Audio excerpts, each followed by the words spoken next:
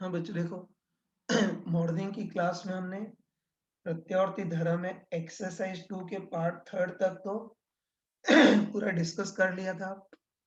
Part 4 में भी कुछ क्वेश्चन पूछे थे, मैं यहीं से स्टार्ट कर रहा हूँ। तो अपनी प्रत्यावर्ती धारा की शीट में एक्सरसाइज 2 के पार्ट 4 से उसमें पहला कॉम्प्रिहेंसिव जो है कुछ बच्चों ने पूछा है, देख लेना। इसमें हमको दे रखा है प्रत्यावर्ती स्रोत है जिसका voltage V equal to v not sine 100t और ग्राफ से ही दिख रहा है कि स्रोत के वोल्टेज का आयाम कितना है 100 वोल्ट। तो V नॉट की जगह 100 वोल्ट ऐसा लिख सकते हैं। अब इस स्रोत के साथ हमने ब्लैक बॉक्स लगा दिया है जिसमें L, C और R में से कोई दो ही नमूने हैं, मतलब L R हो सकता है, L C हो सकता है, R C हो सकता है। ठीक है, तो L C और R में से कोई दो ही नमूने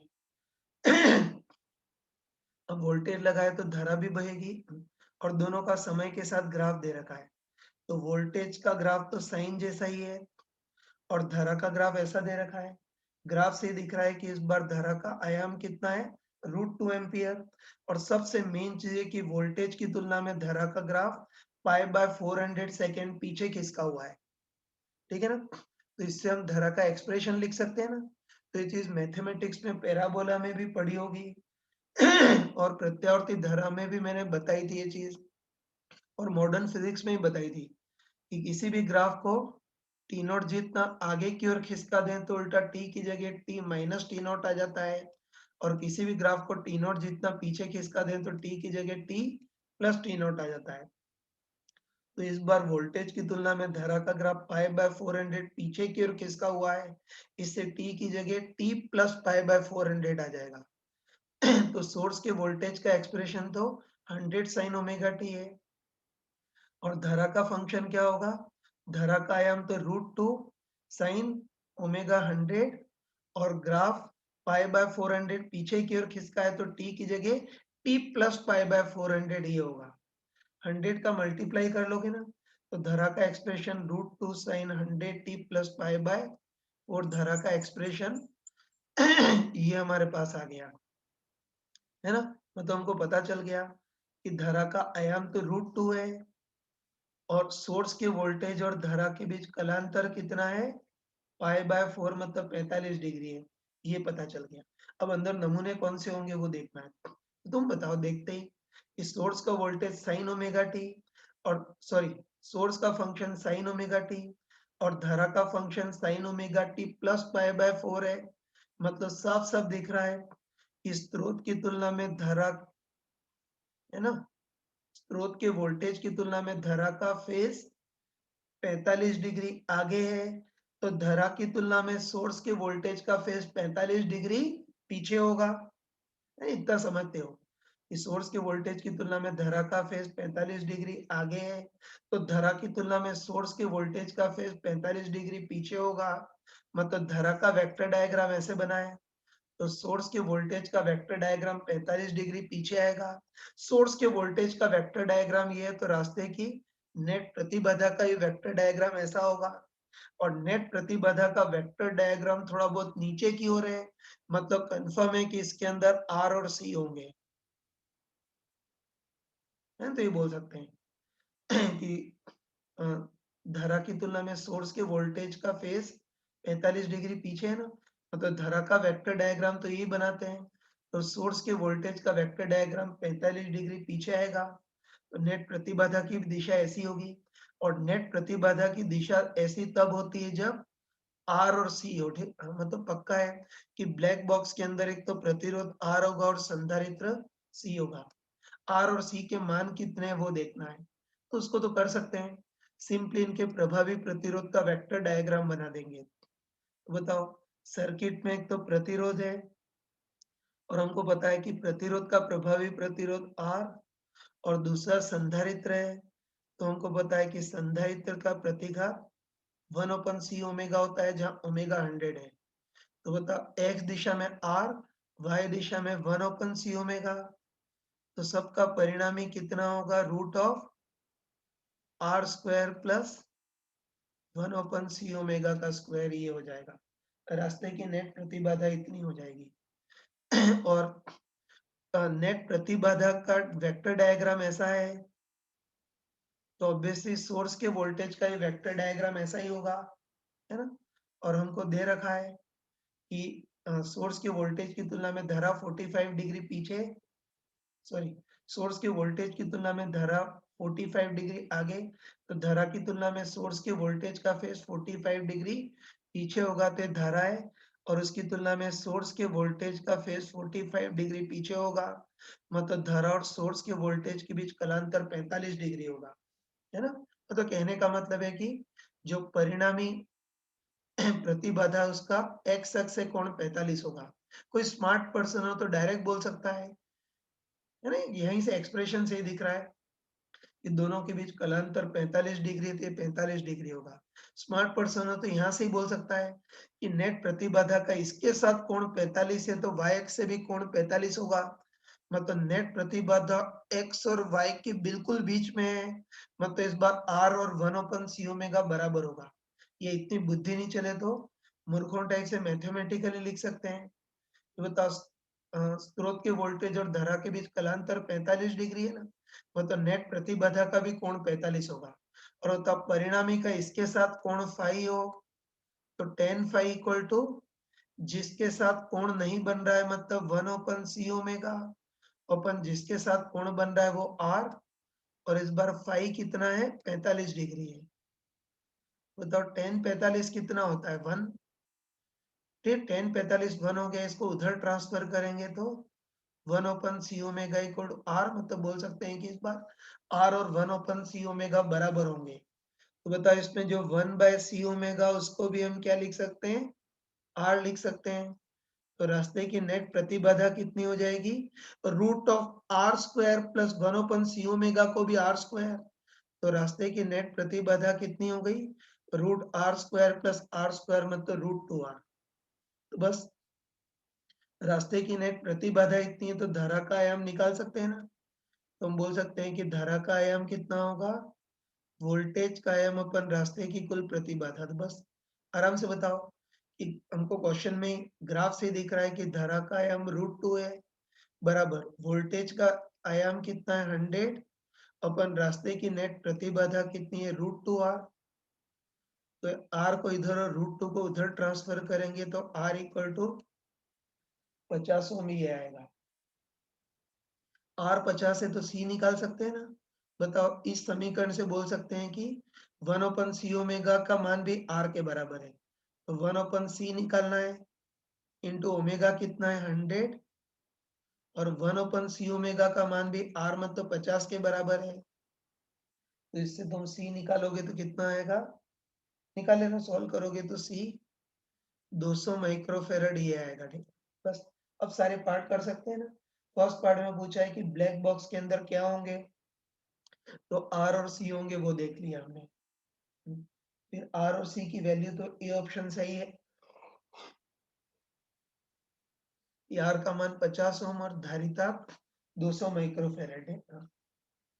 फिर क्वेश्चन नंबर 3 देखना, है ना, हमको पता चल गया कि ब्लैक बॉक्स में आर और सी है। इसमें थर्ड क्वेश्चन में देखना, ठीक है, तो थर्ड ऑप्शन में लिख देता हूँ, आर का मान तो 50 ओम है और सी का मान कितना आ गया 200 माइक्रोफेरेड, है, तो ब्लैक बॉक्स में आर और सी था पता है गया। थर्ड पार्ट में हमको दे रखा है कि ब्लैक बॉक्स में जो आर और सी है उसको हम बाहर निकाल लेते हैं और संधारित्र को पूरा डिस्चार्ज भी कर लेते हैं, ठीक है। अब हम क्या कर रहे हैं, इसको किसी डीसी बैटरी से जोड़ रहे हैं। हाँ, ये तो अब हम क्या कर रहे हैं, ये जो दो नमूने आर और सी उनको किसी डीसी बैटरी से जोड़ रहे हैं जिसका ईएमएफ ई मान लेते हैं। बस अब हमको देखना है कि अब धारा कैसे बहेगी वो देखना है। तो देखते बताओ, अब तो आरसी चार्जिंग सर्किट हो गया, और आरसी चार्जिंग सर्किट में धारा का एक्सप्रेशन पूछा है, तो मैंने बताया था ना कि शुरू में तो धारा का अधिकतम मान आएगा ई बाय आर, और हमको पता है कि आरसी चार्जिंग सर्किट में धारा एक्सपोनेंशियली घटती है। शुरू में तो धारा अधिकतम होती है ई बाय आर, फिर धारा घटती है और स्टेडी स्टेट पे संधारित्र तो धारा को ब्लॉक कर देता है, तो स्टेडी स्टेट में धारा टेंड्स टू 0 होती है। बस आरसी चार्जिंग सर्किट में धारा एक्सपोनेंशियली घटती है, इससे फंक्शन ई की power minus t by RC होगा। तो बस कंफर्म है कि इसके साथ अगर डीसी बैटरी लगा दें तो आरसी चार्जिंग सर्किट हो जाएगा, जिसमें धारा एक्सपोनेंशियली घटेगी। क्लियर?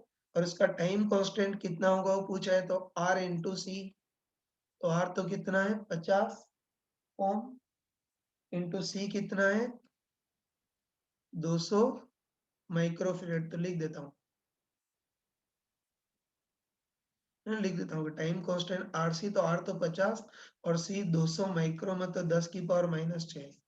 इससे सॉल्व कर लेना, तो टाइम कांस्टेंट तुम्हारे पास कितना आएगा, ये 1 2 3 4 10 की पावर माइनस 2 सेकेंड आएगा, जिसको 0.01 सेकेंड। तो बस अगर डीसी बैटरी लगा दें तो धारा एक्सपोनेंशियली घटेगी, और धारा के घटने का टाइम कांस्टेंट आर इंटू सी होगा, मतलब 0.01 सेकेंड होगा। जैसे लॉजिकली सोच करके हमको करना था इसमें। हाँ बच्चों, अब देखो एक्सरसाइज 3 के पार्ट फर्स्ट को स्टार्ट करते हैं। उसमें फर्स्ट और सेकेंड क्वेश्चन तो कर लिए थे बच्चों ने, किसी ने पूछा नहीं था। फिर इसमें क्वेश्चन नंबर 3 किसी ने पूछा था, देख लेना। इसमें हमको दे रखा है कि प्रत्यावर्ती स्रोत है जिसके वोल्टेज का आयाम V नॉट मान लेते हैं, और इसके साथ R और C मतलब प्रतिरोध और संधारित्र लगे हुए हैं। ये फर्स्ट केस है जिसको केस ए बोला है। अगले केस में भी सेम वही सिचुएशन है, लेकिन संधारित्र के अंदर हमने कोई परावैद्युत माध्यम भर दिया है जिसका परावैद्युतांक ए है। तो बस हमको पूछा है कि पहले की तुलना में दूसरे में सर्किट में बहने वाली धारा या धारा का आयाम ज्यादा होगा या कम, और एक संधारित्र के अक्रॉस वोल्टेज पूछा है। तो हम तो फर्स्ट पार्ट को ही सॉल्व करते हैं, सेकेंड पार्ट में बस सी की जगह के सी आ जाएगा। ठीक है, तो उसके लिए वही प्रतिरोधों का वेक्टर डायग्राम बनाते हैं। तो एक तो प्रतिरोध है जिसका प्रतिरोध R, एक संधारित्र है जिसका प्रतिघात 1/c ओमेगा। तो रास्ते की नेट प्रतिबाधा कितनी आ जाएगी, √R² प्लस 1/c ओमेगा का स्क्वायर। रास्ते की नेट प्रतिबाधा इतनी आ गई, तो धारा का आयाम निकाल सकते हैं ना, कितना होगा, वोल्टेज का आयाम अपन रास्ते की कुल प्रतिबाधा √R² प्लस 1/c ओमेगा का स्क्वायर। धारा का आयाम आ गया, तो हमको देखना है कि संधारित्र के अक्रॉस वोल्टेज का आयाम देखना है। तुम बताओ कि संधारित्र का प्रभावी प्रतिघात 1/c ओमेगा होता है, तो संधारित्र के वोल्टेज का आयाम कितना होगा, I not into 1/c omega. वह संधारित्र के वोल्टेज का आयाम कितना हो गया, I नॉट तो V नॉट अपन √R² प्लस 1/c ओमेगा का स्क्वायर इंटू ये 1/c ओमेगा, ये हो गया 1/c ओमेगा को ऐसे लिख देता हूँ, है ना। तो आई नॉट तो इतना हो गया इंटू ये 1/c ओमेगा। 1/c ओमेगा को अंडर रूट में लाना है, तो ये c ओमेगा को हम क्या बोल सकते हैं, under root of c omega का स्क्वायर लिख सकते हैं। अब इसके अंडर रूट के अंदर आने की हैसियत हो गई ना, तो इससे गुणा करेंगे तो बताओ संधारित्र के क्रॉस वोल्टेज कितना आएगा, V naught upon root of ये c ओमेगा स्क्वायर में 1/c ओमेगा स्क्वायर का गुणा करेंगे तो 1 प्लस इधर कितना आएगा, RC ओमेगा का स्क्वायर। ये दोनों आ गए। ठीक, बस अब सारे पार्ट कर सकते हैं। ठीक, अब हमने अगले केस में क्या किया कि संधारित्र की प्लेटों के बीच कोई ध्रुवीय माध्यम भर दिया है। तो सबसे पहले धारा का आयाम बढ़ेगा या घटेगा वो देखना है। तो उसके लिए तो फालतू इस एक्सप्रेशन की जरूरत ही नहीं है, है ना। चाहे तो कोई मूर्ख के टाइप से मैथमेटिकली कर सकता है कि बताओ माध्यम अगर भर देंगे, है ना, प्लेटों के बीच माध्यम भर देंगे तो C बढ़ जाएगा, C बढ़ जाएगा तो 1/c ओमेगा घट जाएगा, ये घट जाएगा तो पूरा हर ही घट जाएगा, और हर घट जाएगा तो धारा का आयाम बढ़ जाएगा। लेकिन ये तो फालतू मैथमेटिक्स की जरूरत नहीं थी, वेक्टर डायग्राम से हम बोल सकते थे। तो वेक्टर डायग्राम से ही बोल सकते हैं कि संधारित्र की प्लेटों के बीच ध्रुवीय माध्यम भर दें तो धारिता k गुना हो जाएगी, बढ़ जाएगी। धारिता बढ़ जाएगी तो व्युत्क्रमानुपाती रूप से संधारित्र का प्रतिकार घट जाएगा। संधारित्र का प्रतिघात तो धारिता के व्युत्क्रमानुपाती है ना, तो माध्यम बढ़ने पर धारिता बढ़ जाएगी, तो व्युत्क्रमानुपाती रूप से संधारित्र का प्रतिघात घट जाएगा। लिख देता हूँ चलो, 1/c ओमेगा। तो माध्यम भरेंगे तो धारिता बढ़ जाएगी, तो संधारित्र का प्रतिघात घट जाएगा। संधारित्र का प्रतिघात घट जाएगा तो रास्ते की नेट प्रतिबाधा भी घट जाएगी, और रास्ते की प्रतिबाधा घट जाएगी तो धारा का आयाम बढ़ जाएगा। मतलब ठीक है ना, धारा का आयाम बढ़ जाएगा, मतलब जो स्थिति ए थी उसमें धारा का आयाम कम होगा, और स्थिति बी है उसमें धारा का आयाम ज्यादा होगा। ये कौन सा ऑप्शन है? बी ऑप्शन तो ये करेक्ट है। फिर संधारित्र के अक्रॉस वोल्टेज देखना है, तो संधारित्र के अक्रॉस वोल्टेज बढ़ेगा या घटेगा वो देखना है। वो लॉजिकली डिसाइड नहीं कर पा रहे हैं, तो थोड़ा मैथमेटिकली सॉल्व किया और हमको पता चल गया कि संधारित्र के अक्रॉस वोल्टेज का आयाम कितना होगा? V naught upon 1/RC omega का स्क्वायर। तो बस यहाँ बोल सकते हैं कि संधारित्र की प्लेटों के बीच अगर ध्रुवीय माध्यम भर दें तो इसकी धारिता k गुना हो जाएगी, मतलब धारिता बढ़ जाएगी। धारिता c बढ़ेगा तो पूरा हर ही बढ़ जाएगा, और हर बढ़ेगा तो पूरी चीज घट जाएगी, मतलब माध्यम भरने पर संधारित्र के वोल्टेज का आयाम घट जाएगा। मतलब बोल सकते हैं कि शुरू में संधारित्र के वोल्टेज का आयाम ज्यादा होगा, और माध्यम भर देंगे तो संधारित्र के वोल्टेज का आयाम कम हो जाएगा। ये कौन सा ऑप्शन है? सी। तो बी और सी ये दोनों करेक्ट हैं। तो सिंपल था यार, किया जा सकता था। हाँ देखो, अब इसी का क्वेश्चन नंबर 4 जो जेई 2011 में आया था, बहुत सिंपल क्वेश्चन है। इसमें हमको दे रखा है कि कोई आरसी सर्किट है जिसमें प्रतिरोध आर और धारिता चलो सी मान लेते हैं,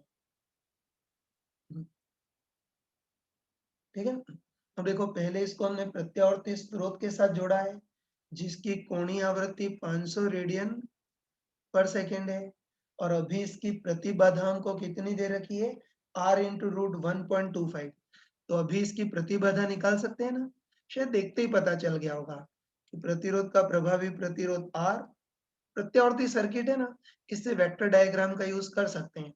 तो प्रतिरोध का प्रभावी प्रतिरोध R, संधारित्र का प्रतिघात 1/c ओमेगा, तो रास्ते की नेट प्रतिबाधा बीच में आएगी। और बताओ अभी रास्ते की नेट प्रतिबाधा कितनी होगी? Root of R square plus 1/c omega का स्क्वायर। और अभी हमको दे रखा है कि रास्ते की प्रतिबाधा r इंटू रूट 1.25 है ना। सॉल्व करने के लिए दोनों को स्क्वायर कर दो, स्क्वायर करोगे तो इधर R square plus 1/c omega का स्क्वायर इक्वल टू 1.25 आर। आगे इसको और सॉल्व कर लेना, सॉरी 1.25 आर स्क्वायर, इसको उधर ट्रांसफर करोगे तो 1/c ओमेगा का स्क्वायर इक्वल टू कितना आ जाएगा? 1.25 माइनस 1 मतलब 0.25 आर स्क्वायर है, इसको आर स्क्वायर बाय 4 बोल सकते हैं, ठीक है। तो चलो दोनों अंडर रूट करते हैं, तो 1/c omega equal to R square by 4 का अंडर रूट आर बाय 2। तो बस हमको इसका टाइम कांस्टेंट आरसी चाहिए, तो सी को ये क्या क्रॉस मल्टीप्लाई कर लो, चलो वज्र गुणनफल कर लो। तो इधर कितना आ जाएगा? R C omega equal to 2, तो आर इंटू सी कितना हो जाएगा? 2/ओमेगा। बस कितना आएगा? 2 अपन ओमेगा कितना है? 500। तो इसका टाइम कांस्टेंट 2/500 सेकेंड ये हो गया। मिली सेकेंड में कन्वर्ट करने के लिए 2 का गुणा और 2 का भाग, है ना। तो इस आरसी सर्किट का टाइम कांस्टेंट आर इंटू सी होगा, और वो कितना होगा? 2 इंटू 2 4, अपन 1000 सेकेंड। तो 4 और 1/1000 सेकेंड को क्या लिख सकते हैं? मिली सेकेंड। तो इसका टाइम कांस्टेंट 4 मिली सेकेंड। बिल्कुल चिल्लर टाइप का क्वेश्चन था, ऐसे में गलती कभी भी ऐसे लड्डू छूट करके नहीं जाने चाहिए। हाँ बच्चों, इस एक्सरसाइज 3 के पार्ट फर्स्ट का क्वेश्चन नंबर 5 जो 2012 के जे एडवांस में पूछा था, और इसको ध्यान से देखना, इंपॉर्टेंट है, ऐसा है जो वापस तुम्हारे एग्जाम में पूछा जा सकता है। ये तो हमको दे रखा है प्रत्यावर्ती स्रोत है जिसका वोल्टेज 20 वोल्ट है, मतलब इनका कहने का मतलब है कि वोल्टेज का आरएमएस मान 20 वोल्ट है, तो आयाम कितना होगा 20√2। पता है ना कि वोल्टेज के आरएमएस मान को क्या लिख सकते हैं, आयाम बाय √2। तो इससे वोल्टेज का आयाम कितना हो जाएगा 20√2। और चलो इसके वोल्टेज का फंक्शन 20√2 साइन ओमेगा टी मान लेते हैं, जहाँ ओमेगा स्रोत की कोणीय आवृत्ति 100 रेडियन पर सेकेंड ये दे रखी है। और हमको दे रखा है कि स्रोत बिल्कुल आदर्श है, मतलब इसका कोई आंतरिक प्रतिरोध नहीं है। अब इसके साथ एक ब्रांच में तो इंडक्टर और प्रतिरोध लगाते हैं और दूसरे में संधारित्र और प्रतिरोध लगाते हैं। प्रत्येक ब्रांच में बहने वाली धारा का फंक्शन क्या होगा वो देखना है। और उसके बाद हमको देखना है कि मेन सर्किट मतलब बैटरी से बहने वाली धारा का फंक्शन क्या होगा वो देखना है ना। तो चलो, मैंने क्लास में तुमको क्लियरली बताया था, है ना, मैंने क्लियरली बताया था कि अगर स्रोत का आंतरिक प्रतिरोध बिल्कुल 0 हो तो इसके अक्रॉस वोल्टेज V है, तो इसके भी अक्रॉस V और इसके अक्रॉस V, मतलब हर ब्रांच में धारा बिल्कुल, यानी दोनों धाराओं ब्रांचेस में, सॉरी, इन दोनों ब्रांचेस में धारा बिल्कुल इंडिपेंडेंटली बहेगी, ऐसे बहेगी जैसे दूसरी ब्रांच हो ही नहीं। ठीक, चलो पहले इन इंडक्टर और संधारित्र का प्रतिघात निकाल लेते हैं। इंडक्टर का देखते हैं, तो इंडक्टर का प्रतिघात L ओमेगा, L तो 0.5 इंटू ओमेगा 100, तो ये 50 ओम हो गया। और इस संधारित्र का भी प्रतिघात निकाल लेते हैं, तो संधारित्र का प्रतिघात 1/c ओमेगा, तो 1/c तो 100 माइक्रो, मतलब 10 की पावर -6 इंटू ओमेगा 100। तो इसको सॉल्व करेंगे तो 100 ओम, तो इस संधारित्र का प्रतिघात 100 ओम आ गया। ठीक, बस अब हर ब्रांच में धारा है, तो बोल सकते हैं कि अब ये नीचे वाली और ऊपर वाली ब्रांच में धारा इंडिपेंडेंटली बहेगी, ऐसे बहेगी जैसे दूसरा कोई हो ही नहीं। तो बस पहले इसमें धारा निकालनी है, तो इसमें इंडिपेंडेंटली बहेगी, ऐसे बहेगी जैसे ऊपर वाली ब्रांच हो ही नहीं। तो अभी ऊपर वाली ब्रांच को देखना भी मत, तो बस प्रत्यावर्ती स्रोत के साथ R और L लगे हैं, है ना। तो बस हमको देखना है कि इसमें बहने वाली धारा का फंक्शन क्या होगा वो देखना है। ये तो वही वेक्टर डायग्राम बना देते हैं। चलो, फटाफट बताओ। एक तो प्रतिरोध है, इसका प्रभावी प्रतिरोध R मतलब 50। एक इंडक्टर है, इसका प्रतिघात L ओमेगा, जिसका मान भी 50 ही है ना। दोनों बराबर हैं, दोनों बराबर हैं, इससे परिणामी बिल्कुल बीच में आएगा, मतलब 45 डिग्री पे आएगा। और इनका परिणामी रूट 50 स्क्वायर प्लस 50 स्क्वायर मतलब 50√2, है ना। तो इससे धारा का आयाम निकाल सकते हैं ना।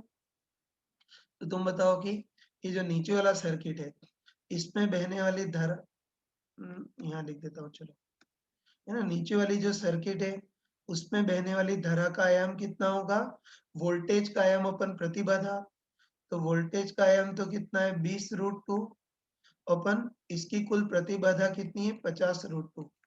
तो इसमें बहने वाली धारा कितनी आ गई 2/5, है, तो इसमें बहने वाली धारा का आयाम कितना हो गया 2/5 मतलब 0.4 एम्पियर। ये तो बहने वाली धारा का आयाम आ गया। अब हमको देखना है कि इसमें बहने वाली धारा का पूरा फंक्शन देखना है।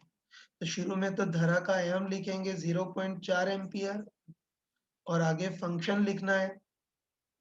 ये तो बस कर सकते हैं ना।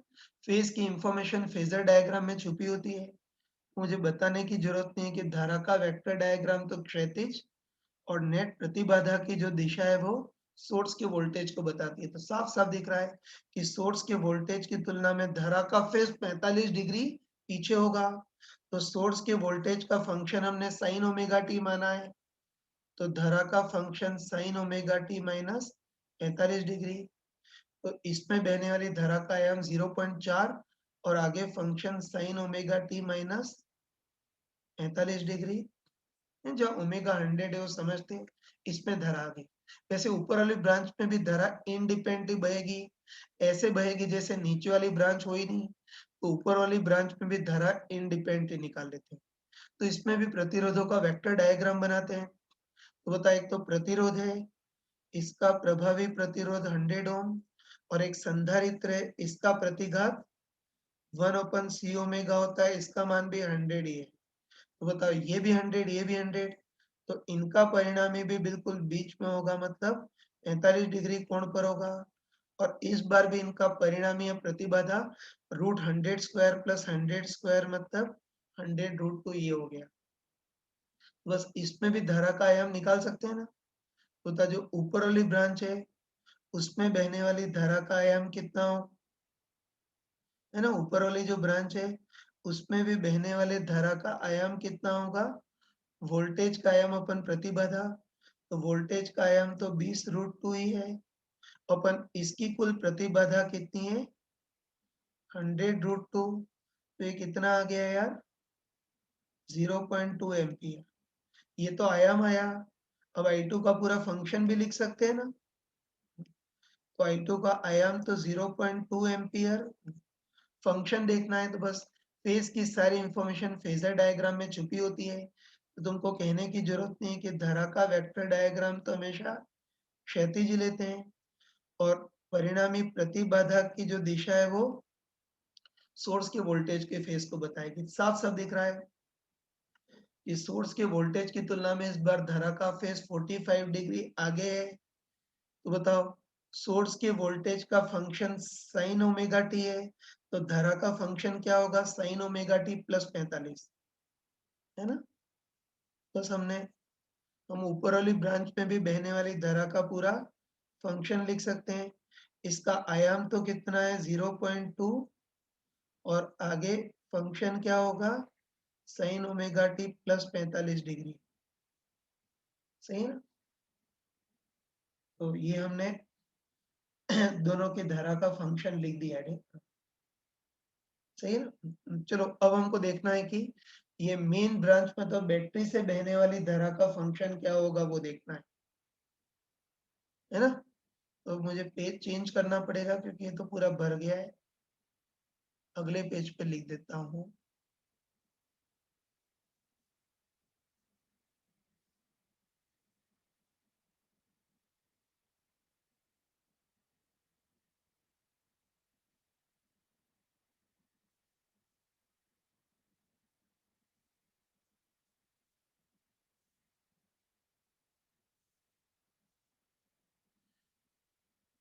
है ना, इधर मैं लिख देता हूँ। मैं लिख देता हूँ कि सोर्स का वोल्टेज तो हमारे पास कितना था, 20√2 साइन ओमेगा टी था, और इन दोनों में बहने वाली धारा का फंक्शन निकाल लिया था।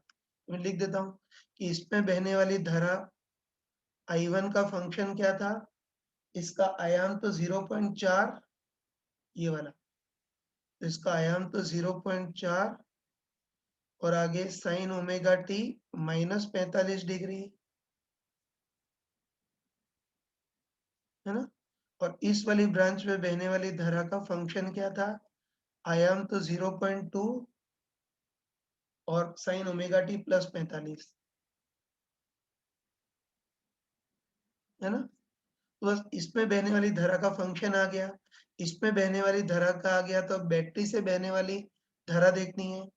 तो तब बैटरी से तुम बताओ, इधर I1 धारा जा रही है, इधर I2 जा रही है, तो बैटरी से बहने वाली धारा I1 प्लस I2।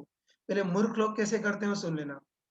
मूर्ख लोग क्या करते हैं कि इधर से बहने वाली धारा का आयाम 0.4, इधर से बहने वाली धारा का आयाम 0.2, तो बैटरी से आने वाली धारा का आयाम 0.2 प्लस 0.4 मतलब 0.6, और पूरा सत्यानाश कर देते हैं।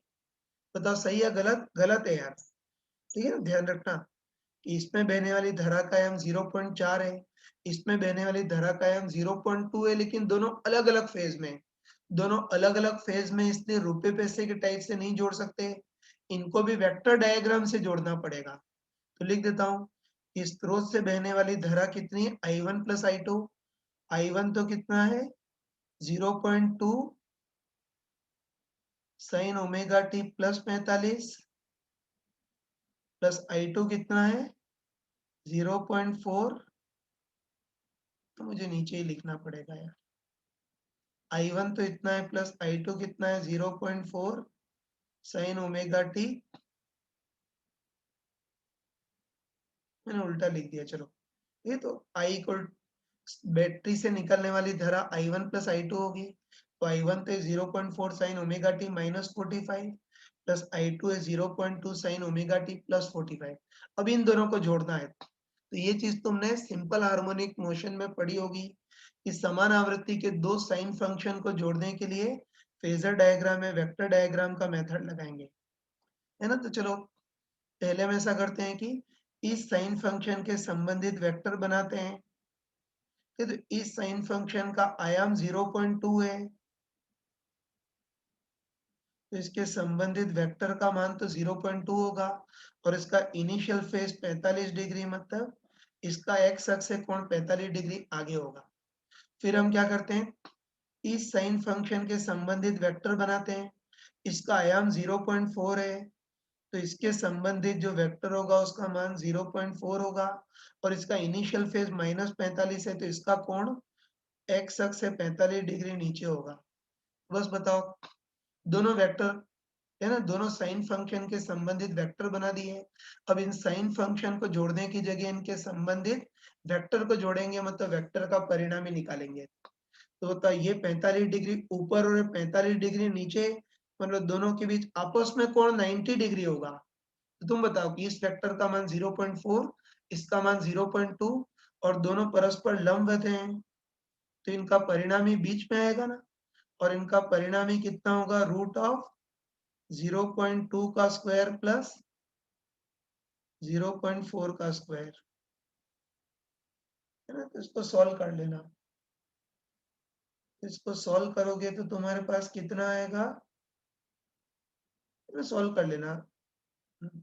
0.2 का स्क्वायर कितना होता है, 0.04 और 0.4 का स्क्वायर 1.64, ये रूट ऑफ 0.2 इतना आ गया, है ना। और तुम बताओ कि परिणामी का मान रूट 0.2 आ गया।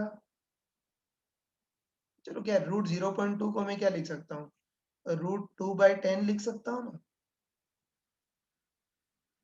चलो इतना ही रहने देते हैं, √0.2 ही लिख रहा हूँ, है ना। तो बस बताओ, अ, इन दोनों वेक्टर का परिणामी इतना आ गया ना, तो तुम बताओ इन दोनों वेक्टर का परिणामी इतना आ गया, मतलब जो परिणामी धरा होगा उसका तुल्य आयाम भी उतना ही होगा, है ना। पता है कि इस वेक्टर डायग्राम में जो मान है वो आयाम को प्रदर्शित करता है।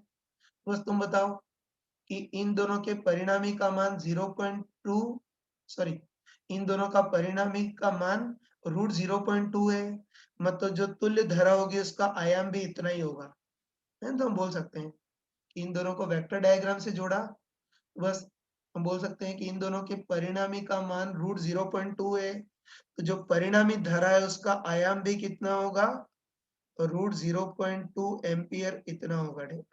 अब हमको इसका आरएमएस मान देखना है ना।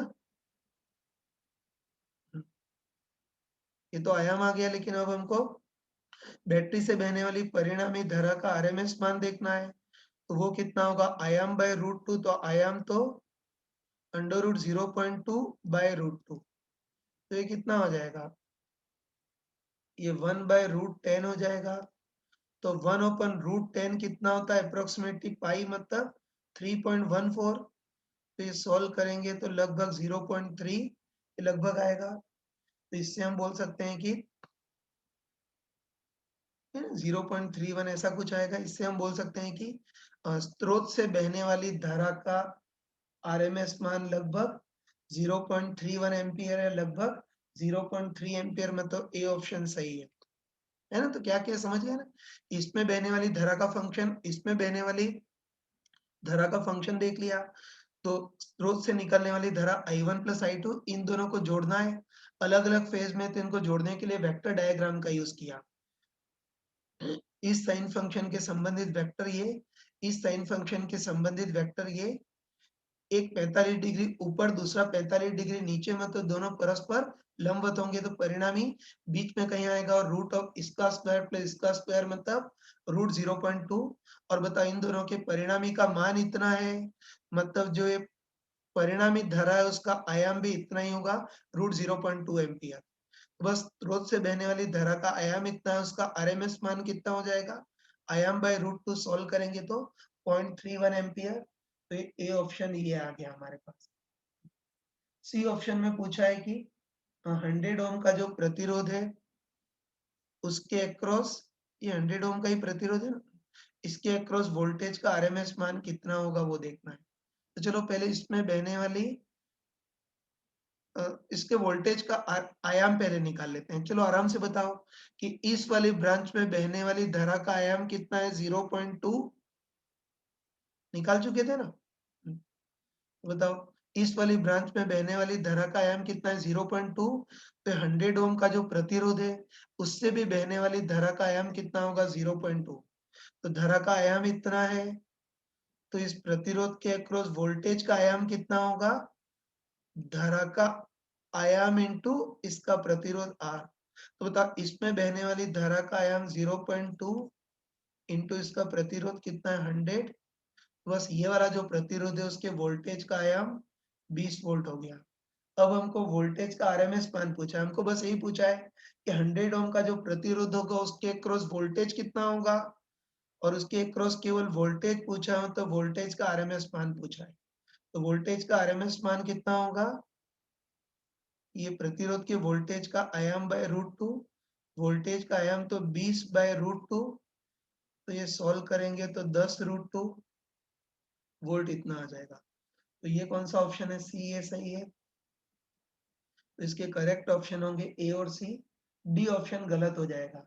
डी में पूछा है कि 50 ओम का ये जो प्रतिरोध है उसके वोल्टेज है ना, 50 ओम का ये जो प्रतिरोध है उसके अक्रॉस वोल्टेज, मतलब वोल्टेज का आरएमएस मान निकालना है। तो तब इस ब्रांच पे बहने वाली धारा 0.4 है, तो इसमें ही बहने वाली धारा का आयाम 0.4। तो बताओ ये 50 ओम का जो प्रतिरोध है उसके अक्रॉस वोल्टेज का आयाम कितना होगा? धारा का आयाम तो 0.4 इंटू इसका प्रतिरोध 50, तो ये कितना हो गया? 20। बस इस प्रतिरोध के अक्रॉस वोल्टेज का आयाम 20 है, तो वोल्टेज का आरएमएस मान 20 बाय √2 मतलब 10 √2 होगा, जबकि ऑप्शन में केवल 10 ही दे रखा है, तो ये डी ऑप्शन गलत हो गया।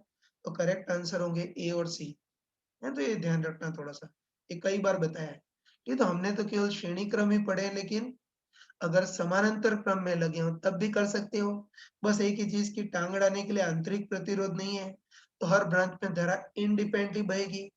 इस ब्रांच पे धारा इंडिपेंडेंट निकालना, इस वाली ब्रांच पे धारा इंडिपेंडेंट निकालना, और स्रोत से बहने वाली धारा I1 प्लस I2, लेकिन दोनों के आयामों को रुपए पैसे के टाइप से जोड़ नहीं सकते हैं, क्योंकि दोनों धाराएं अलग अलग फेज में। तो अ, परिणामी धारा का आयाम निकालने के लिए भी रुपए पैसे के टाइप से नहीं, वेक्टर एडिशन करना होगा। ये इसमें खतरनाक। हाँ बच्चों देखो, ये इसी में क्वेश्चन नंबर 8 है जो जेई 2014 में पूछा गया था, देख लेना। बस लैंग्वेज ही ढंग से समझनी है। तो इसमें हमको दे रखा है कोई संधारित्र है जिसकी धारिता 20 माइक्रोफेरेड है, शुरू में अनावेशित था, और शुरू में इस संधारित्र के सिरे ए को बी से जोड़ रखा है ना, बी से जोड़ रखा है, मतलब कहने का मतलब है कि शुरू में इस संधारित्र में प्रत्यावर्ती धारा जा रही है। हमको दे रखा है कि शुरू में इस संधारित्र में प्रत्यावर्ती धारा बह रही है, और हमको दे रखा है कि t इक्वल टू 0 से t equal to 7 pi by 6 omega, इतने टाइम तक इसमें प्रत्यावर्ती धारा जारी है, जिसका function I equal to I naught cos omega t है। हाँ, फिर इसमें धारा जा रही है और धारा का function I equal to I naught cos omega t है, जहाँ आई नॉट का मान तो 1 और ओमेगा का मान 500 है। ये धारा इस टाइप से बह रही है। ठीक, तो सबसे पहले हमको देखना है कि t इक्वल टू 0 से 7 पाई बाय 6 ओमेगा, इतने टाइम में जितना वेग बहेगा उतना ही संचित होगा ना। तो कितना बहेगा है कितना संचित होगा वो देखना है। तो बस धारा समय के साथ चेंज कर रही है, तो बताओ इस बार संधारित्र में प्रवेश करने वाला कुल आवेश कितना होगा? इंटीग्रेशन आई डी टी, हम बोल सकते हैं कि t इक्वल टू 0 से 7 पाई बाय 6 ओमेगा, इतने टाइम तक इस संधारित्र में प्रवेश करने वाला कुल आवेश इंटीग्रेशन आई डी टी होगा। तो इंटीग्रेशन आई की जगह तो 1 cos omega t into d t, और लिमिट t इक्वल टू 0 से t equal to 7 pi by 6 omega. और इसको सॉल्व कर लेना। इसको सॉल्व करोगे तो तुम्हारे पास है ना, कैलकुलेट तुम खुद कर देना। सॉल्व करोगे तो -1000 माइक्रोकूलम इतना आवेश प्रवेश करेगा, है ना? और बताओ, माइनस 1000 माइक्रोकूलम इधर से प्रवेश कर रहा है तो इधर माइनस प्लस 1000 माइक्रोकूलम इस पे आवेश संचित भी हो जाएगा, है ना? तो शुरू में संधारित्र के अक्रॉस विभवांतर भी देख सकते हैं ना कि संधारित्र पर आवेश इतना संचित हो गया, तो संधारित्र के अक्रॉस विभवांतर Q बाय C, तो Q तो 1000 माइक्रो अपन C 20 माइक्रो, तो कितना आ जाएगा 50। तो शुरू में संधारित्र के अक्रॉस विभवांतर 50 वोल्ट होगा, जिसमें निम्न विभव पर होगा और ये उच्च विभव पर होगा, सही है ना? तो बोल सकते हैं कि इसको जोड़ रखा है, उसके कारण संधारित्र पर माइनस प्लस 1000 माइक्रोकूलम आवेश आ जाएगा, है ना? और संधारित्र के अक्रॉस अभी विभवांतर कितना आएगा, Q बाय C मतलब 50 वोल्ट, जिसमें निम्न और ये उच्च विभव पर होगा, सही है ना? ये कर लिया रे। अब देखो, अब हम ऐसा कर रहे हैं कि ये जो स्विच है उसको बी पोजीशन से कनेक्शन हटा देते हैं, है ना? स्विच का बी पोजीशन से कनेक्शन हटा देते हैं। तो तब स्विच का इस बी पोजीशन से कनेक्शन हटाएंगे तो आवेश भाग कर कहीं जा सकता है क्या? नहीं जा सकता, आवेश संधारित्र पर ही रहेगा। और अब इस स्विच को पोजीशन सी से जोड़ देते हैं, तो बताओ, अब जो संधारित्र इस प्रत्यावर्ती स्रोत से तो डिस्कनेक्ट हो गया, है ना? मतलब संधारित्र का प्रत्यावर्ती स्रोत से तो कनेक्शन यूजलेस है, इसको मैं मिटा ही देता हूँ, है ना? संधारित्र का इस वाली ब्रांच से तो कनेक्शन यूजलेस हो, ये क्या हो रहा है ना? इस वाली ब्रांच से कनेक्शन यूजलेस हो गया, इसे काट देता हूँ, इसे तो कनेक्शन कट गया। तो बस बताओ, अब ये जो संधारित्र है वो किससे जुड़ा हुआ है ना? अब संधारित्र केवल इन्हीं नमूनों से जुड़ा हुआ है ना? मतलब बोल सकते, तो हम कह सकते हैं कि अब इनसे कनेक्शन काट के इससे जोड़ दिया, तो अब इस वाले सर्किट से तो कनेक्शन हट ही गया। अब जो संधारित्र है वो केवल बैटरी और प्रतिरोध इससे जुड़ा हुआ है ना? ये संधारित्र केवल इन्हीं से ही जुड़ा रहेगा।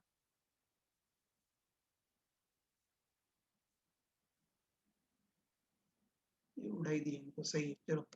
नहीं तो इससे कनेक्शन कट गया, अब संधारित्र इससे जुड़ा रहेगा। तो चलो, अब हमको सारे पार्ट पूछे हैं, तो देखो, सबसे पहले तो ये बी और सी पार्ट है, तो बी और सी पार्ट में पूछा है कि इसको जैसे इससे कनेक्ट कर दिया। हाँ बच्चों, ये तो बी और सी में हमको ये पूछा है कि जैसे इस स्विच को इस पोजीशन सी से कनेक्ट किया, स्विच को कनेक्ट करने के जस्ट बाद इस ब्रांच में धारा कितनी बहेगी वो देखना है। तो ये कर सकते हैं ना, मैंने संधारित्र में ही बताया था कि स्विच चेंज करने के जस्ट बाद अगर ये अनावेशित संधारित्र होता तब तो जीरो प्रतिरोध के चालक वायर है, 0 वोल्ट की बैटरी के टाइप से काम करता, लेकिन आवेशित संधारित्र है, तो स्विच ऑन करने के जस्ट बाद ये जो आवेशित संधारित्र है वो एक क्षण के लिए इसी बैटरी के टाइप से काम करेगा, है ना? तो आवेशित संधारित्र एक क्षण के लिए इसी बैटरी के टाइप से काम करेगा, जिसका प्रारंभिक विभवांतर Q बाय C होगा। Q बाय C करेंगे तो 50 वोल्ट, है ना? वो स्विच ऑन करने के जस्ट बाद ये संधारित्र ऐसी बैटरी के टाइप से काम करेगा जिसका वोल्टेज 50 वोल्ट होगा, है ना? बताओ, ये संधारित्र भी एक बैटरी के टाइप से काम करेगा जिसका वोल्टेज 50 वोल्ट, और साथ में 50 वोल्ट की बाह्य बैटरी भी है। बताओ, दोनों के वोल्टेज सपोर्टिंग है, अपोजिंग? सपोर्टिंग है यार।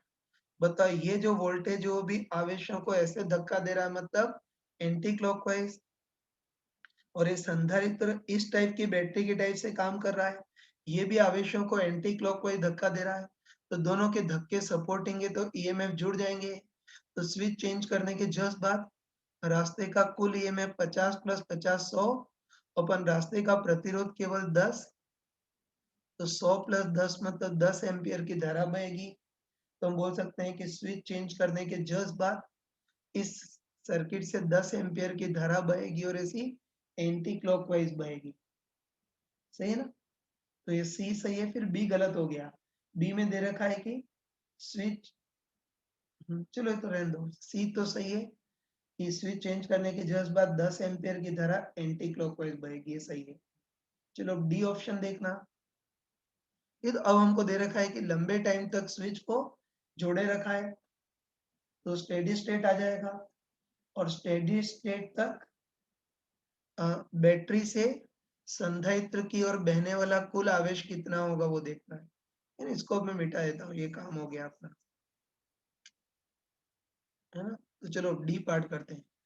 ठीक है, तो डी पार्ट में दे रखा है कि इस बैटरी को लंबे टाइम तक जोड़ रखा है, मतलब स्टेडी स्टेट आ गया है। तो स्टेडी स्टेट तक बैटरी से इस संधारित्र की ओर कुल कितना आवेश बहा होगा वो देखना है। ये तो तुम बताओ। तो अपना स्टेडी स्टेट का कंसेप्ट यूज कर लेंगे। तो हमको पता है कि धारा को बहने का एक ही रास्ता है और उसमें संधारित्र आ गया, मतलब स्टेडी स्टेट में संधारित्र धारा को ब्लॉक कर देगा। स्टेडी स्टेट में सर्किट में बहने वाली धारा टेंड्स टू जीरो, तो इस प्रतिरोध के अक्रॉस विभवांतर IR भी जीरो हो जाएगा। मतलब स्टेडी स्टेट में प्रतिरोध एक टाइप से भूतों के टाइप से गायब हो जाएगा। तो स्टेडी स्टेट में प्रभावी रूप से क्या बचेगा, बैटरी और संधारित्र। तो बताओ बैटरी का विभवांतर 50 वोल्ट है, तो स्टेडी स्टेट में संधारित्र के भी अक्रॉस विभवांतर 50 वोल्ट हो जाएगा। ये बड़ी लाइन है, मतलब ये वाला भाग उच्च विभव पर, ये निम्न विभव पर। तो हम पता है कि स्टेडी स्टेट में बैटरी का विभवांतर 50 वोल्ट है, तो संधारित्र के भी अक्रॉस विभवांतर 50 वोल्ट। विभवांतर 50 वोल्ट, धारिता 20, तो आवेश Q इक्वल टू CV, मतलब 1000 माइक्रो कूलम होगा।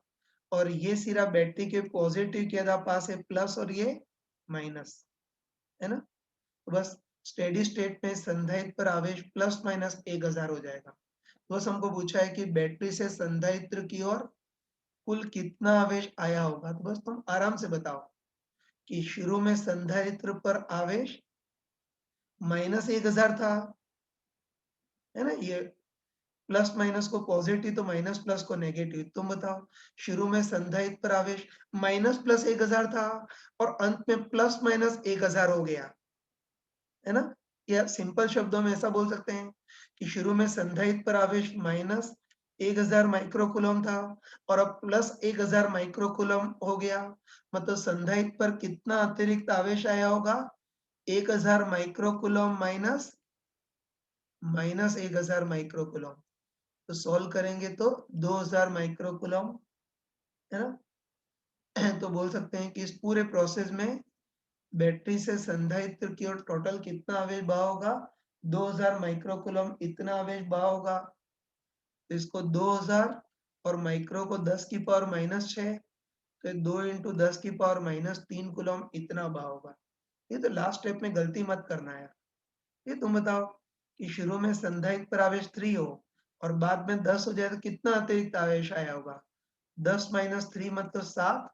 जैसे यहाँ शुरू में संधारित्र पर आवेश -1000 है और अंत में +1000 हो गया, तो बता संधारित्र पर कितना अतिरिक्त आवेश आया होगा, 1000 माइनस -1000 मतलब 2000 माइक्रो कूलम। तो ये डी भी सही है, तो सी और डी दोनों करेक्ट हैं। बाकी दोनों चेक करोगे तो गलत होंगे। ये सी और डी सही है, बाकी दोनों गलत है। बच्चों देखो, ये क्वेश्चन नंबर 9 जो जेई 2017 के जे एडवांस में पूछा गया था, मल्टीपल चॉइस देख लेना। इसमें हमको दे रखा है प्रत्यावर्ती स्रोत है जिसका वोल्टेज चलो V equal to V naught sine omega t के टाइप से चेंज कर रहा है और उसके साथ L C R तीनों जोड़ दिए हैं। ठीक है? तो बस अब सारे ऑप्शन चेक करते हैं, पहले ए और सी, इन दोनों को देखते हैं।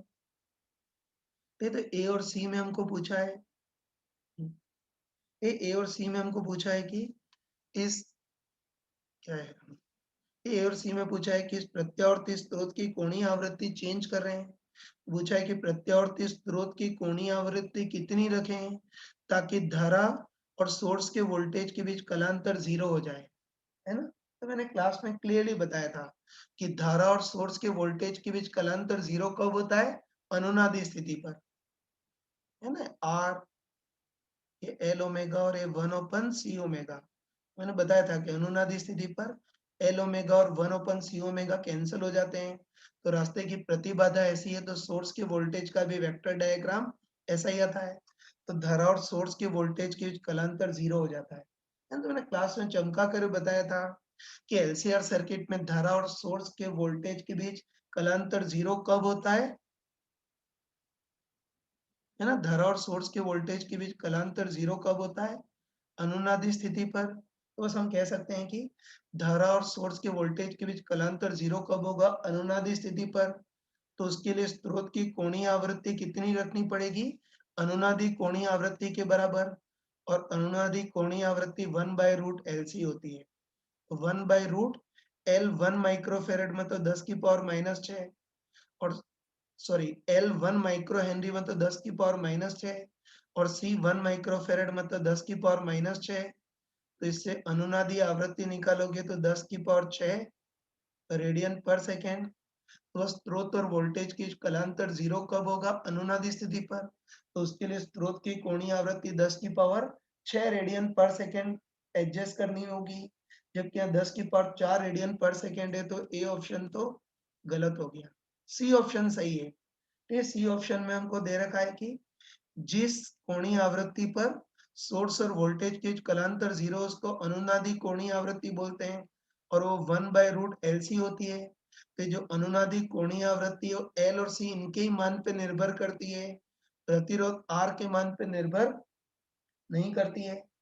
और यही दे रखा है कि अनुनादी आवृत्ति R के मान पे निर्भर नहीं करती है, मतलब सी ऑप्शन सही है। ठीक है, फिर ये बी और डी ऑप्शन भी देख सकते हैं। बी ऑप्शन में हमको दे रखा है कि ओमेगा जो है वो 10 की पावर 6 से भी बहुत बहुत ज्यादा रखा है ना। बी में दे रखा है कि ओमेगा का मान है ना, जो अनुनादी आवृत्ति मतलब 10 की पावर 6 रेडियन पर सेकेंड से भी बहुत बहुत ज्यादा रखा है। मतलब कहने का मतलब है कि ओमेगा टेंड्स टू इनफाइनाइट है। तो तब जो सर्किट होगा वो धरती होगा, मतलब कैपेसिटिव सर्किट होगा, ये देखना है ना। मतलब इनका कहने का मतलब ये है कि ओमेगा टेंड्स टू इनफाइनाइट पे सर्किट कैपेसिटिव सर्किट होगा। कैपेसिटिव सर्किट होगा मतलब संधारित्र डोमिनेटिंग होगा, जो कि गलत है यार, है ना। तुम बताओ कि अगर स्रोत की आवृत्ति बहुत ज्यादा हो या कोणीय आवृत्ति ओमेगा टेंड्स टू इनफाइनाइट हो, तो ओमेगा टेंड्स टू इनफाइनाइट पर संधारित्र का तो प्रतिघात 0 होता है। तो यहाँ बना देता हूँ कि प्रतिरोध का प्रभावी प्रतिरोध R, संधारित्र का 1/C ओमेगा और इंडक्टर का L ओमेगा ना। तो ये बी पार्ट में हमको दे रखा है कि स्रोत की कोणीय आवृत्ति ओमेगा टेंड्स टू इनफाइनाइट रखते हैं। तो तुम बताओ कि ओमेगा टेंड्स टू इनफाइनाइट रखें तो 1/C ओमेगा तो टेंड्स टू 0 हो जाएगा। मतलब ओमेगा टेंड्स टू इनफाइनाइट पर संधारित्र तो एक चालक वायर के टाइप से काम करेगा और ओमेगा टेंड्स टू इनफाइनाइट हो तो इंडक्टर का प्रतिघात इनफाइनाइट। तो बस हम कह सकते हैं कि ओमेगा टेंड्स टू इनफाइनाइट पर संधारित्र तो बिल्कुल चालक वायर के टाइप से काम करेगा और इंडक्टर का प्रतिघात बहुत ज्यादा हो जाएगा, इसलिए सर्किट इंडक्टर डोमिनेटिंग होगा। मतलब बोल सकते हैं कि ओमेगा टेंड्स टू इनफाइनाइट पे सर्किट इंडक्टिव सर्किट होगा, हिंदी में धारती सर्किट होगा। क्या बोल रहा हूँ, सॉरी, इंडक्टिव सर्किट होगा या प्रेरणीय सर्किट होगा। ठीक है, तो ये थोड़ा ध्यान रखना है यार कि बता एल ओमेगा ऊपर और 1/C ओमेगा नीचे होता है ना। अगर एल ओमेगा ज्यादा हो या एल ओमेगा डोमिनेटिंग हो तो इस सर्किट को इंडक्टिव सर्किट बोलते हैं, और 1/C ओमेगा ज्यादा हो या 1/C ओमेगा डोमिनेटिंग हो तो इसको कैपेसिटिव सर्किट बोलते हैं। ठीक है, तो बस हम बोल सकते हैं कि ओमेगा टेंड्स टू इनफाइनाइट पर 1/C ओमेगा तो 0 हो जाएगा और L omega tends to infinite हो जाएगा। तो बस ओमेगा टेंड्स टू इनफाइनाइट पर एल ओमेगा जो है वो 1/C ओमेगा से काफी ज्यादा होगा, है ना। बस ओमेगा टेंड्स टू इनफाइनाइट पर एल ओमेगा ज्यादा होगा, मतलब सर्किट इंडक्टिव सर्किट होगा या प्रेरकीय सर्किट होगा। प्रेरणित प्रेरकीय सर्किट होगा या इंडक्टिव सर्किट होगा, कैपेसिटिव नहीं होगा। तो बी ऑप्शन गलत हो गया। ठीक है, डी ऑप्शन देखना। डी ऑप्शन में हमको दे रखा है कि ओमेगा टेंड्स टू 0 है। अब इंडक्टर और संधारित्र में कौन डोमिनेटिंग होगा वो देखना है। तो मैं वापस वेक्टर डायग्राम बना रहा हूँ कि प्रतिरोध का प्रभावी प्रतिरोध R, इंडक्टर का L ओमेगा और संधारित्र का 1/C ओमेगा। अब हमने ओमेगा टेंड्स टू 0 कर दिया है, तो मतलब ओमेगा टेंड्स टू 0 पर L ओमेगा तो टेंड्स टू 0 हो जाएगा, मतलब इंडक्टर तो चालक वायर के टाइप से काम करेगा। और अगर ओमेगा टेंड्स टू 0 रखोगे तो संधारित्र का प्रतिघात 1/C ओमेगा इनफाइनाइट हो जाएगा। तो हम बोल सकते हैं कि कि ओमेगा टेंस टू 0 पर इंडक्टर का प्रतिघात 0 और संधारित्र का प्रतिघात इनफाइनाइट, मतलब ओमेगा टेंस टू 0 पर संधारित्र का प्रतिघात ज्यादा होगा, मतलब संधारित्र डोमिनेटिंग होगा। इसे ओमेगा टेंस टू 0 पर, हाँ, ये ओमेगा टेंस टू 0 पर संधारित्र जरा डोमिनेटिंग होगा, मतलब सर्किट कैपेसिटिव सर्किट होगा, है ना, कैपेसिटिव सर्किट होगा, हिंदी में धारतीय सर्किट ये बोलेंगे। अब धारा कितनी होगी वो देखना है।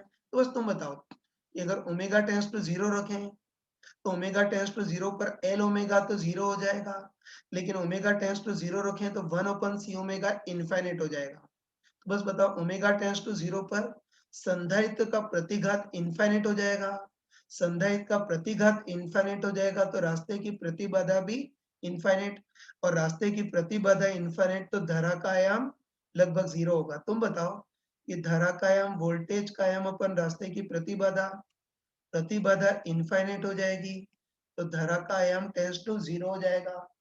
और डी में ये दे रखा है तो ये भी सही है, तो करेक्ट ऑप्शन सी और डी सही है, बाकी ए और बी ऑप्शन गलत हो गए।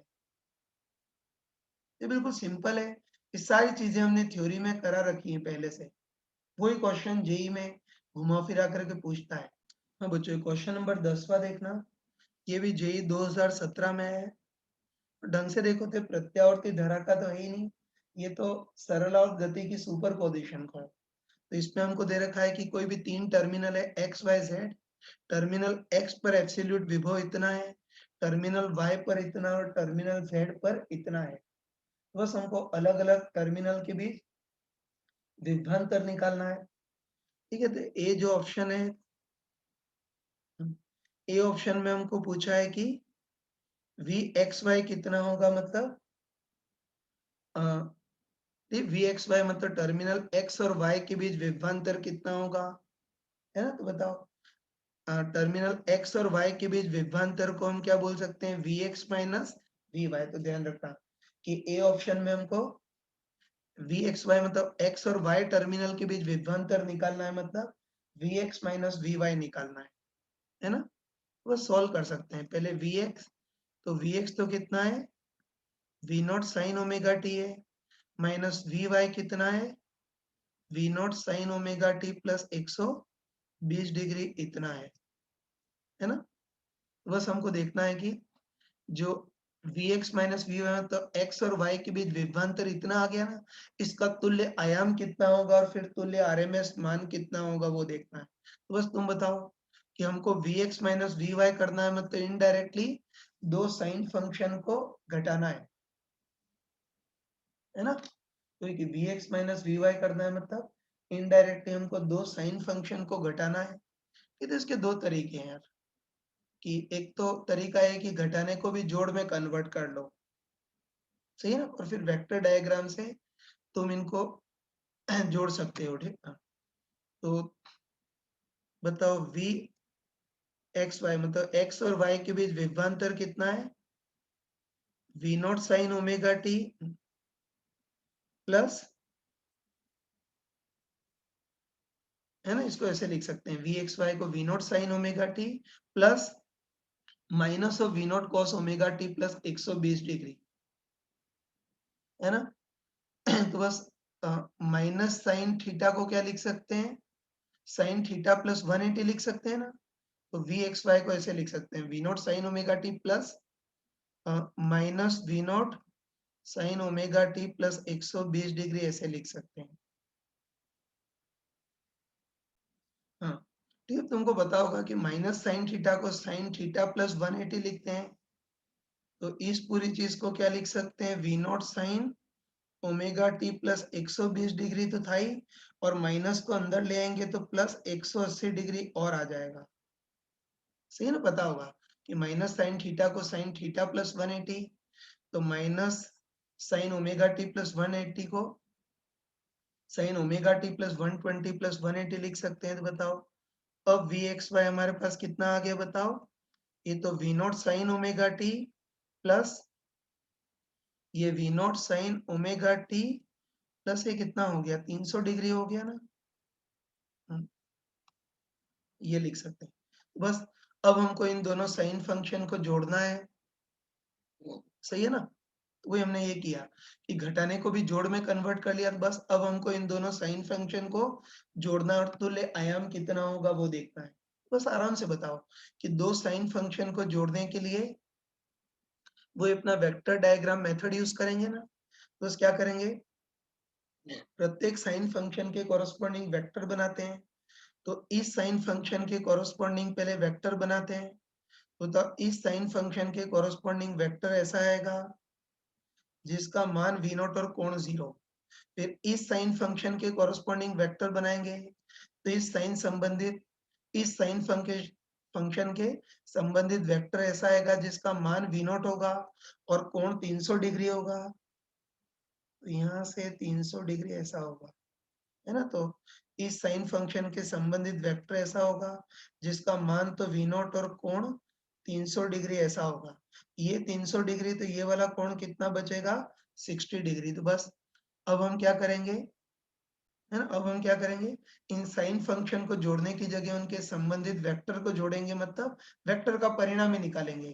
तो ये v नॉट है, ये v नॉट है, तो परिणामी बिल्कुल बीच में होगा और इन दोनों का परिणामी कितना होगा, root of a square plus b square plus 2ab cos theta. तो रूट ऑफ a स्क्वायर की जगह v naught square, b square की जगह v naught square plus 2, a की जगह v नॉट, b की जगह v नॉट और cos 60 डिग्री। बताओ, cos 300 डिग्री लिखे हैं, cos 60 डिग्री, बात तो एक ही है ना? इसको सॉल्व करेंगे तो कितना आएगा, रूट 3 वी नॉट। और तुम बताओ कि परिणामी का मान रूट 3 वी नॉट है, तो इस वी एक्स वाई का तुल्य आयाम भी रूट 3 वी नॉट होगा। तो बस बोल सकते हैं कि परिणामी का मान रूट 3 वी नॉट है, तो x और y के बीच विभवांतर का आयाम भी कितना हो जाएगा, रूट 3 वी नॉट। तो बस x और y के बीच विभवांतर का आयाम इतना हो जाएगा, तो विभवांतर का आरएमएस मान कितना होगा, आयाम बाय रूट 2। बस x और y के बीच विभवांतर का आरएमएस मान कितना होगा, विभवांतर का आयाम बाय रूट 2, मतलब v nought into root 3 by 2। तो ये सही है, ये ए ऑप्शन में दे रखा है, तो ए ऑप्शन सही है। ठीक है। अब थोड़ी सी हमने मूर्खता की कि बताओ घटाने को भी जोड़ में कन्वर्ट किया, हम घटाने से भी तो कर सकते हैं।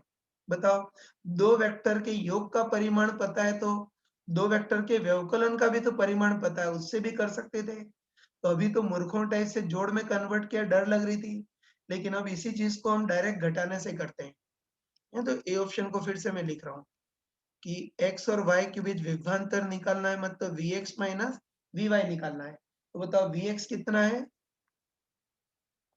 v naught sine omega T minus vy कितना है, v naught sine omega T plus 120 degree है। ठीक है। बस बताओ, जैसे वेक्टर डायग्राम से दो वेक्टर को जोड़ सकते हैं, वैसे वेक्टर डायग्राम से दो वेक्टर को घटा भी तो सकते हैं। ठीक है, आराम से बताओ कि घटाने के लिए भी वेक्टर डायग्राम का यूज करेंगे। बस पहले इस साइन फंक्शन के संबंधित वेक्टर देखते हैं। तो इस साइन फंक्शन के संबंधित वेक्टर ऐसा होगा जिसका मान v नॉट और कोण 0। फिर इस साइन फंक्शन के संबंधित वेक्टर देखते हैं। तो इसके संबंधित वेक्टर ऐसा होगा जिसका मान तो v नॉट और कोण कितना होगा, 120 डिग्री।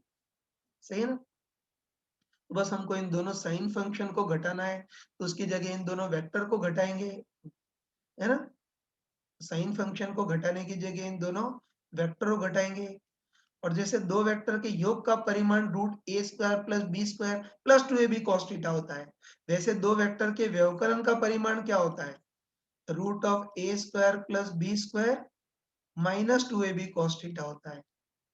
ये लगा सकते हैं ना? बस हमको x और y के बीच विभवांतर का आयाम निकालना है, मतलब इन वेक्टर के व्यवकलन का परिमाण निकालना है। इन वेक्टर के व्यवकलन का परिमाण क्या होगा, root A square plus B square minus 2ab cos theta. तो रूट ऑफ ए स्क्वायर इसका परिमाण v नॉट का स्क्वायर, बी स्क्वायर इसका परिमाण भी v नॉट का square minus 2, mod of A की जगह v naught, mod of B की जगह v नॉट और cos थीटा दोनों के बीच कोण 120 डिग्री। इसको सॉल्व करोगे तब भी वही आंसर आएगा, रूट 3 वी नॉट ही आएगा। तो एक्स वाई के, है ना, एक्स और वाई के बीच विभवांतर का आयाम इतना है, तो एक्स वाई के बीच विभवांतर का आरएमएस मान कितना हो जाएगा, आयाम बाय √2 मतलब √3 वी नॉट बाय √2, ये आ गया। ए ऑप्शन ए कर लिया। ऐसे ही बाकी ऑप्शन भी कर सकते हो, ठीक है। ये बी ऑप्शन कर सकते हो। अब बी ऑप्शन में हमको वी वाई जेड पूछा है, मतलब V Y minus V Z कितना होगा वो देखना है। बस मान रख दो, वी वाई तो कितना है, V not sine omega T plus 120 degree minus V Z कितना है, V not sine omega T plus 240 degree है। बस अब इन दोनों को घटाना है, तो बस बना सकते हैं ना हम। यहाँ भी घटाने के लिए वही वेक्टर डायग्राम का यूज करेंगे और बिल्कुल इसी तरीके से करेंगे। बस तुम बताओ कि इस पहले वेक्टर के पहले साइन फंक्शन के संबंधित वेक्टर ऐसा आएगा, ठीक है ना, ऐसा आएगा जिसका मान तो वी नॉट और कोण 120 डिग्री, और इस दूसरे साइन फंक्शन के संबंधित वेक्टर ऐसा आएगा जिसका मान वी नॉट और यहाँ से कुल कोण 240 डिग्री है, तो इससे कोण 120 डिग्री बनेगा। बस हमको इन दोनों साइन फंक्शन को घटाने की जगह इन वेक्टर को घटाते हैं, और तुम बताओ कि पहले वेक्टर का मान वी नॉट, दूसरे का मान वी नॉट, और दोनों के बीच आपस में कोण 120 डिग्री है। तो बताओ इस बार भी व्यवकलन का परिमाण वही होगा, √a² plus b² minus 2ab cos θ। तुम बताओ इसमें और इसमें कोई अंतर नहीं है ना। बताओ पहले का मान वी नॉट, दूसरे का मान वी नॉट और आपस में कोण 120 डिग्री, यहाँ भी वही है कि पहले का मान वी नॉट, दूसरे का मान वी नॉट और आपस में कोण 120 डिग्री है। तो व्यवकलन का परिमाण इस बार भी √a² plus b² minus 2ab cos θ। तो a² की जगह वी नॉट स्क्वायर, b² की जगह V naught square minus 2, mod of a की जगह V naught, mod of b की जगह वी नॉट, और कॉस इन दोनों के बीच कोण कितना होगा, वो 120 डिग्री होगा, ठीक है। फिर इससे हम बोल सकते हैं कि y इनके व्यवकलन का परिमाण निकालोगे तो इस बार भी √3 वी नॉट, और व्यवकलन का परिमाण इतना है, मतलब y और z के बीच विभवांतर का आयाम इतना होगा। बस आयाम इतना है, तो y और z के बीच विभवांतर का आरएमएस मान निकालना है। तो वो कितना होगा, आयाम बाय √2, तो ये वी नॉट √3/2 वही आ गया। तो बी ऑप्शन तो गलत हो गया, ठीक। और ऐसे ही सी ऑप्शन देख सकते हैं, है ना। सी क्या, डी ऑप्शन देख सकते हैं। डी ऑप्शन में पूछा है कि V X Y, sorry X Z देखना है, एक्स वाई तो निकाल चुके हैं। चलो सी ऑप्शन के लिए तीसरा वी एक्स जेड भी देख लेते हैं। तो तब वी एक्स जेड मतलब एक्स और जेड के बीच विभवांतर क्या होगा, V X minus V Z. V X तो है V not sine omega T, minus V Z है V not sine omega T plus 240 degree है। तो बस इनको घटाने के लिए भी वेक्टर का यूज करेंगे। इसके संबंधित वेक्टर ऐसा बनेगा, है ना, जिसका मान वी नॉट और कोण 0, और इसके संबंधित वेक्टर ऐसा बनेगा जिसका मान वी नॉट और कोण 240 डिग्री। ये कोण 240 डिग्री है, तो ये कितना बचेगा, 120। बस इस बार भी इन साइन फंक्शन को घटाने की जगह उनके संबंधित वेक्टर को घटाएंगे, है ना। यहाँ भी वही, इस साइन फंक्शन को घटाने की जगह इनके संबंधित वेक्टर को घटाएंगे, और हमको पता है कि वही वेक्टर व्यवकलन का परिमाण √a² plus b² minus 2ab cos θ। यहाँ भी दोनों के बीच कोण 120 है, इससे वही आएगा, a² की जगह वी नॉट स्क्वायर, b की स्क्वायर की जगह V naught square minus 2, mod of a V naught, mod of b V naught, और cos दोनों के बीच कोण 120 डिग्री। तो x और z के बीच भी विभवांतर का आयाम देखोगे तो √3 वी नॉट आएगा। x और z के बीच विभवांतर का आयाम √3 वी नॉट है, तो आरएमएस होगा आयाम बाय √2, मतलब वी नॉट इंटू √3/2। बस इसे हम कंफर्म बोल सकते हैं कि बताओ x और y के वोल्टेज, सॉरी x और y के बीच विभवांतर का आरएमएस मान भी वी नॉट इंटू √3/2 है। ऐसे y और z के विभवांतर का आरएमएस मान भी वी नॉट √3/2 है, और x और z के विभवांतर का आरएमएस मान वो भी वी नॉट बाय √3/2 है। तो ये सी ऑप्शन सही है कि इस बार सबके अक्रॉस विभवांतर का आरएमएस मान उतना ही होगा, तो वो इन दोनों टर्मिनल पे निर्भर नहीं करेगा, मतलब x और y के बीच भी विभवांतर का आरएमएस मान उतना ही होगा, y और z के बीच भी उतना ही होगा और z और x के बीच भी उतना ही होगा। तो ए और सी ये दोनों ऑप्शन करेक्ट होंगे।